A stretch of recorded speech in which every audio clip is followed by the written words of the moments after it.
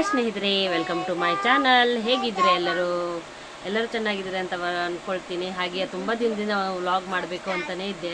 ಒಂದು ಹೆಣ್ಣು ಯಾವ ರೀತಿಯೆಲ್ಲ ಜನ ಎಲ್ಲ ಉಪಯೋಗಿಸ್ಕೊಳ್ತಾರೆ ಅಂತ ಹೇಳಿದರೆ, ಒಂದು ಹೆಣ್ಣನ್ನು ತಂಗಿಯಾಗಿ ನೋಡೋದು ಬಿಟ್ಟು ಅವಳನ್ನು ಬೇರೆ ರೀತಿ ಕೆಟ್ಟ ಭಾವನೆಯಲ್ಲಿ ತುಂಬ ನೋಡಿದ್ದಾರೆ. ಹಾಗಾಗಿ ಒಂದು ಹೆಣ್ಣಿನ ಜೀವನದ್ದು ಒಂದು ಕಥೆಯನ್ನು ಒಂದು ಕಥೆ ರೂಪದಲ್ಲಿ ನಿಜವಾದ ನಡೆದಿರೋ ಕತೆ, ನಾನು ಕಣ್ಣಾರೆ ನೋಡಿರೋ ಒಂದು ಕಥೆನ ಹೇಳಕ್ಕೆ ನಾನು ನಿಮಗೆ ಎಲ್ರಿಗೂ ಇಷ್ಟಪಡ್ತೀನಿ. ದಯವಿಟ್ಟು ಈ ಕಥೆಯನ್ನು ಕೊನೆ ತನಕ ನೋಡಿ ನಿಮ್ಮ ಅನಿಸಿಕೆ ಏನು ಅಂತ ಈ ಮೆಸೇಜ್ ಮೂಲಕ ತೋರಿಸ್ತಿ ಅಂತ ಹೇಳ್ತಾ, ದಯವಿಟ್ಟು ಒಂದು ಹೆಣ್ಣು ಅಂದರೆ ಪ್ರಪಂಚದಲ್ಲಿ ಯಾವ ನಮ್ಮನೆ ನೋಡುತ್ತೆ ಅಂತ ಹೇಳಿದ್ರೆ ಹೇಳೋಕ್ಕೆ ಆಗಲ್ಲ.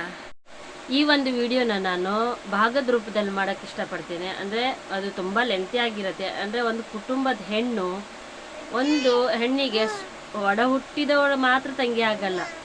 ತಾವು ಮನಸ್ಫೂರ್ತಿಯಾಗಿ ಯಾರನ್ನು ತಂಗಿ ಅಂದ್ಕೊಳ್ತೀವೋ ಅವರೆಲ್ಲ ತಂಗಿರಾಗಿರ್ತಾರೆ. ಆದರೆ ಒಂದು ಹೆಣ್ಣನ್ನು ಮನೆಯಲ್ಲಿ ಒಂದು ಹೆಣ್ಣು ಇಲ್ಲಾಂದರೆ ಎಷ್ಟೆಲ್ಲ ಕಷ್ಟ ಆಗತ್ತೆ ಅಂತ ಹೇಳಿದರೆ ತುಂಬಾ ಕಷ್ಟ ಆಗತ್ತೆ.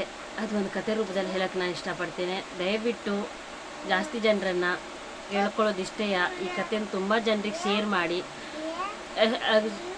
ಹೆಚ್ಚಾಗಿ ಹೇಳಬೇಕಂದ್ರೆ ಯಾರು ಹೆಣ್ಮಕ್ಳನ್ನ ದತ್ತು ತೊಗೊಳ್ಬೇಕು ಅಂದ್ಕೊಳ್ತಿದ್ದೀರಾ ಅವರಿಗೆಲ್ಲ ಈ ವಿಡಿಯೋ ತುಂಬಾ ಯೂಸ್ ಆಗುತ್ತೆ.